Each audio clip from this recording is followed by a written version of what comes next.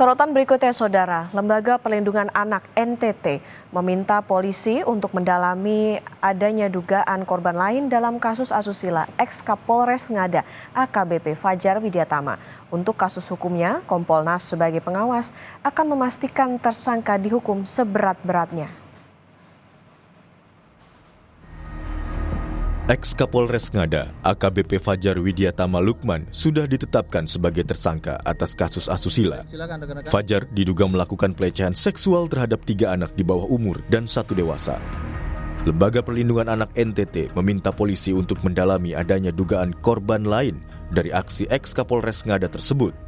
Ketua LPA NTT, Veronica Atta, menilai korban biasanya malu untuk mengungkapkan peristiwa seperti ini, sehingga Veronica meminta kepolisian menggali lagi informasi adanya dugaan korban lain. Kami juga dari LPA NTT mengharapkan supaya dari Mabes Polri dan Polda NTT untuk bisa lebih secara serius dan lebih secara mendalam untuk mencari lagi informasi, menggali lagi informasi lebih jauh untuk bisa mendapatkan korban-korban yang lain, supaya tindakan ini memang benar-benar harus benar-benar tuntas untuk bisa diselesaikan. Kasus pelecehan seksual ini jadi sorotan, apalagi dilakukan oleh oknum polisi yang seharusnya memberi rasa aman. Kriminolog FISIP UI Adrianus Meliala menilai tersangka bisa diberikan hukuman yang lebih berat dari warga sipil. Ya, saya kira semua tidak keberatan ya kalau dikenakan pasal yang bersifat pemberatan ya. Mengapa? Karena sebagai polisi seharusnya dia melindungi, mengayomi, melayani.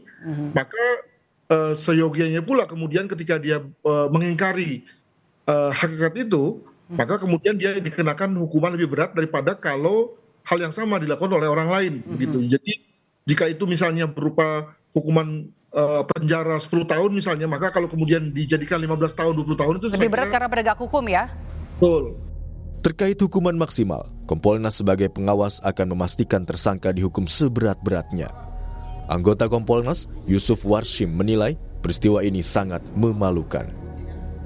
Yang penting proses ini kami pastikan bahwa ini benar-benar profesional, transparan, dan akuntabel. Ini kami sebagai pengawas, ini dulu harus kita pastikan. Baru yang kedua, ini kan peristiwa tadi sudah sangat begitu dirilis ya, tentu sangat memalukan gitu. Makanya apa yang disampaikan oleh sekelompok masyarakat di NTT itu sangat menggugah itu, bahwa ini perlu diberikan ancaman seberat-beratnya. Maksimal ya, karena kejahatannya luar biasa. Ini harus kita kawal, Audrey, karena korbannya itu lebih banyak adalah anak. Ini harus kita kawal. AKBP Fajar kini ditahan di Bareskrim Polri. Selain kasus pelecehan, AKBP Fajar juga terjerat kasus narkoba. Rencananya, sidang etik AKBP Fajar akan digelar Senin 17 Maret mendatang. Tim Liputan, Kompas TV.